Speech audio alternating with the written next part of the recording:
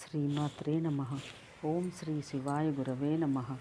వ్యాసాయ విష్ణురూపాయ వ్యాసరూపాయ విష్ణవే నమో వై బ్రహ్మనిధయే వాసిష్ఠాయ నమో నమః. కార్తీక కృష్ణ ఏకాదశి రమ్మ అనబడును.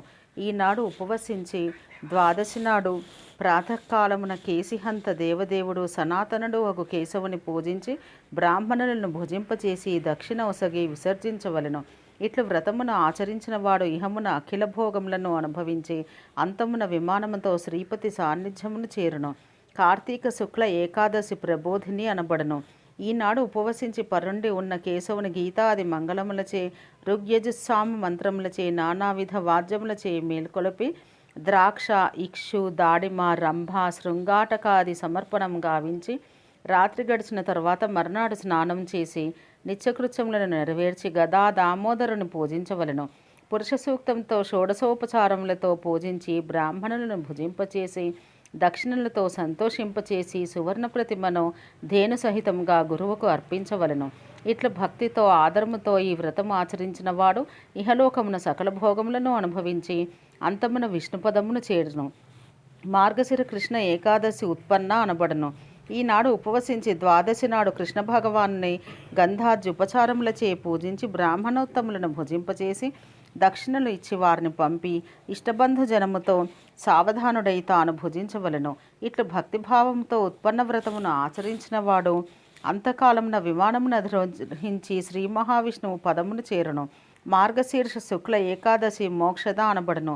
ఈనాడు ఉపవసించి ద్వాదశి నాడు విశ్వరూపుడగు అనంతుని సర్వోపచారములచే పూజించి బ్రాహ్మణులను భుజింపజేసి దక్షిణలో ఒసగి వారిని విడిచి తాను బంధువులతో కలిసి భుజించవలను. ఇట్లా మోక్షదావ్రతం ఆచరించిన వాడు ఇహమున సకలాభీష్ట భోగములను అనుభవించి మొదటి 10 తరములను తర్వాతి 10 తరములను తరింపచేసి తాను శ్రీహరిలోకమును చేరును. పుష్యబహుళ ఏకాదశి సఫల అనబడును. ఈనాడు ఉపవసించి ద్వాదశి నాడు సర్వ ఉపచారములచే అచ్యుతుని పూజించి మధురాన్నములతో బ్రాహ్మణులను భుజింపజేసి దక్షిణలను ఇచ్చి విడవవలెను. ఇట్లు యథావిధిగా సఫలావ్రతం ఆచరించిన వారు ఇహలోకమున సకల భోగములు అనుభవించి అంతమున విష్ణుపదమును చేరును. పుష్యశుక్ల ఏకాదశి పుత్రద అనబడును.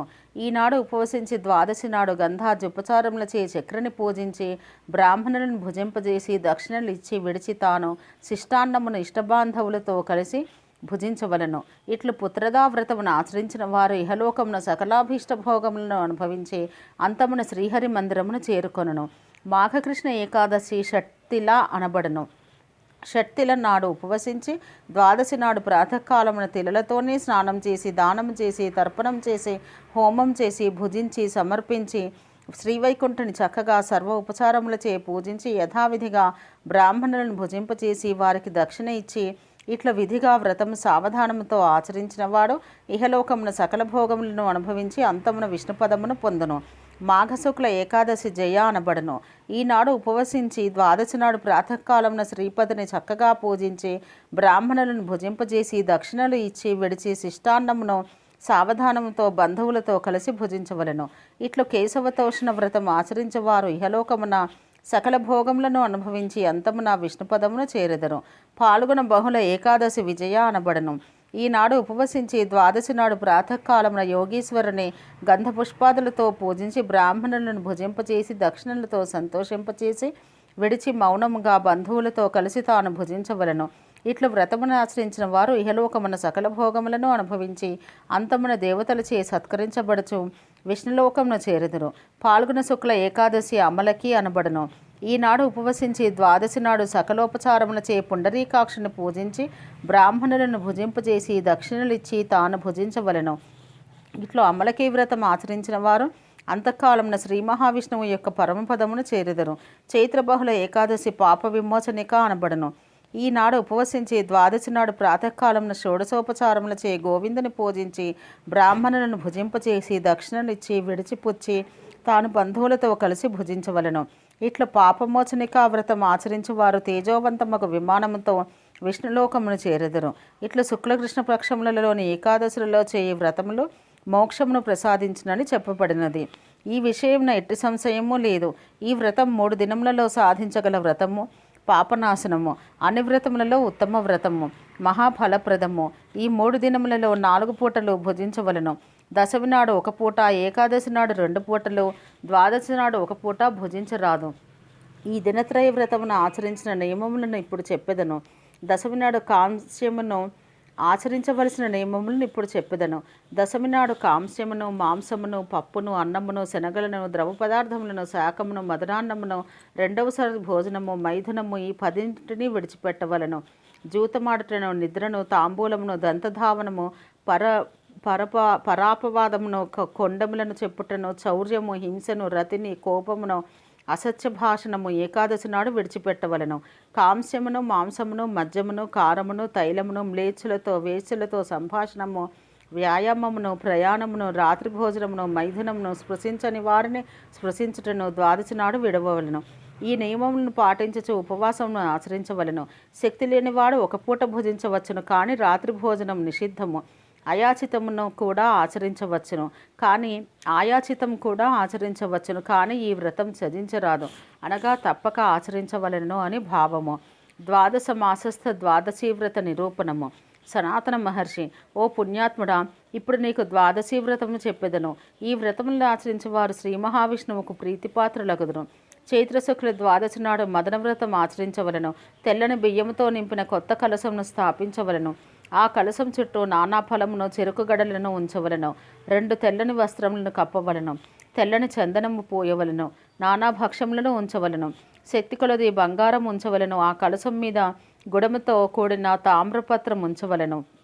ఆ పత్రం మీద కామరూపియగు అచ్యుతిని స్థాపించి ఉపవసించి మరునాడు గంధాది ఉపచారములతో పూజించవలను. మరల పొద్దున పూజించి బ్రాహ్మణునికి దానం గావించవలను. బ్రాహ్మణులను భుజింపచేసి దక్షిణ ఇయ్యవలను.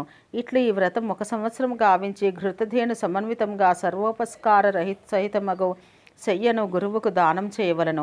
కాంచనమును, కామదేవుని, శ్వేతగోవుని వస్త్రములను బ్రాహ్మణ దంపతులను పూజించి సమర్పించవలను.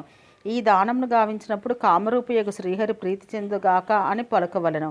ఇట్లు ఈ మదన ద్వాదశీ వ్రతము యథావిధిగా ఆచరించిన వారు సర్వపాప వినిర్ముక్తులై హరిసామ్యమును పొందెదరు. ఈ ద్వాదశి నాడే భర్తృద్వాదశికా వ్రతం కూడా చెప్పబడి ఉన్నది. చక్కగా ఏర్పరచబడిన శయ్యను అమర్చి ఆ శయ్యపై పుష్పములతో మండపమును నిర్మించి ఆ మండపంపై శ్రీసహితుడగు హరిని స్థాపించి గంధాద్యుపచారము చేసి మరునాడు ప్రాతకాలమున శయ్యతో పాటు బంగారంతో చేసిన బ్రాహ్మణులను భుజింపచేసి దక్షిణలతో సంతోషింపచేసి విడిచిపుచ్చవలను.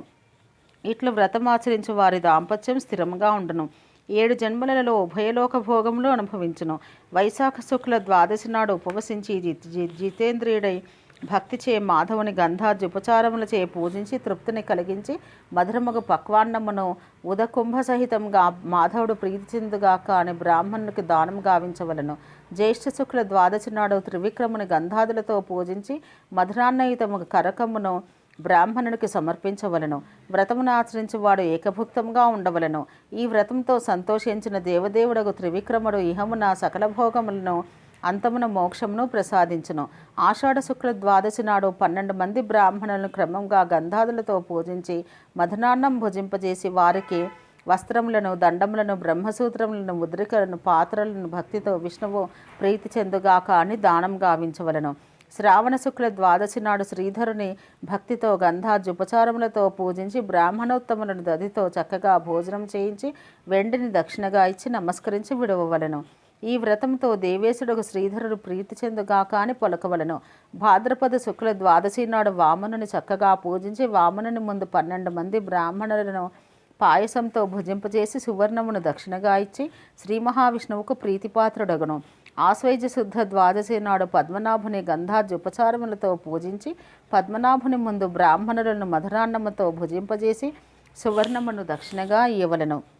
ఈ వ్రతంతో సంతోషించిన పద్మనాభుడు ఇహమున వాంఛిత సకలలో శోకం భోగములను శ్వేతద్వీపగతిని ఇచ్చును. కార్తీక కృష్ణ ద్వాదశి నాడు గోవత్స ద్వాదశీ వ్రతం చెప్పబడినది. ద్వాదశి నాడు తామ్రపాత్రపై సుగంధము గల చందనాదులతో వత్ససహితమగు గోవును లిఖించి పుష్పమాలతో పూజించి యథావిధిగా పుష్ప అక్షత తిలలో అర్ఘ్యమునిచ్చి ఈ మంత్రముతో గోపాదమున జలమును విడవవలను. క్షీరసాగర సంజాత సురాసుర నమస్కృత సర్వదేవమయీ దేవి దేవాలంకృత గోవులకు మాత మా మాత ఈ అర్ఘ్యం గ్రహించము, నీకు నమస్కారము. తర్వాత మాషాది సంసిద్ధములకు వంటకములను నివేదన చేయవలను. ఇట్లు తమ తమ విభవానుసారముగా 5 కాని 10 కాని 1 కాని గోవులను, ఓ సురభి జగన్మాత, నిత్యము విష్ణుపదమున ఉండు దానా సర్వ దేవస్వరూపిణి, నేనిచ్చు ఈ గ్రాసమును భుజింపము. సర్వదేవస్వరూపిణి, సర్వదేవాలంకృత, నా అభిలాషను సఫలం చేయము అని పలికి గ్రాసమును ఇయ్యవలను. ఈ దినమున తైలోత్పక్వమును, స్థాళీపక్వమును, గోక్షీరమును, గోఘృతమును, గోదధి తక్రమును విడవవలను. కార్తీక శుక్ల ద్వాదశి నాడు సావధానంతో దామోదరుని గంధార్జ ఉపచారములతో చక్కగా పూజించి దామోదరుని ముందు 12 బ్రాహ్మణులను పక్వాన్నంతో భుజింపచేయవలను. తర్వాత నీటితో నింపిన కుంభములను వస్త్రచ్ఛన్నం గావించి చక్కగా పూజించి మోదక స్వర్ణములను ప్రీతితో వారికి సమర్పించవలను. ఇట్లు చేసినచో శ్రీ మహావిష్ణువుకు ప్రీతిపాత్రుడగును. అఖిల భోగములను అనుభవించి దేహాంతమున విష్ణు సాయుధ్యమును పొందును. ఈ దినమునే నీరాజన వ్రతం కూడా చెప్పబడినది, దానిని తెలియము. సాయంకాలమున నిద్రించి లేచిన జగన్నాథుని చక్కగా అలంకరించి తాను అలంకరించుకొని కొత్తగా అగ్నిని కల్పించి మంత్రములతో పూజించి జ్వలించిన అగ్నిలో హోమం గావించి రౌప్య దీపక యానమునందు గంధపుష్పాదులచే అర్చించిన దానితో శ్రీహరికి నీరాజనము కావించవలెను. ఓం సహనావవతు సహనో భునత్తు సహ వీర్యం కరవావహై తేజస్వినావధీతమస్తు మా విద్విషావహై. ఓం శాంతి శాంతి శాంతి.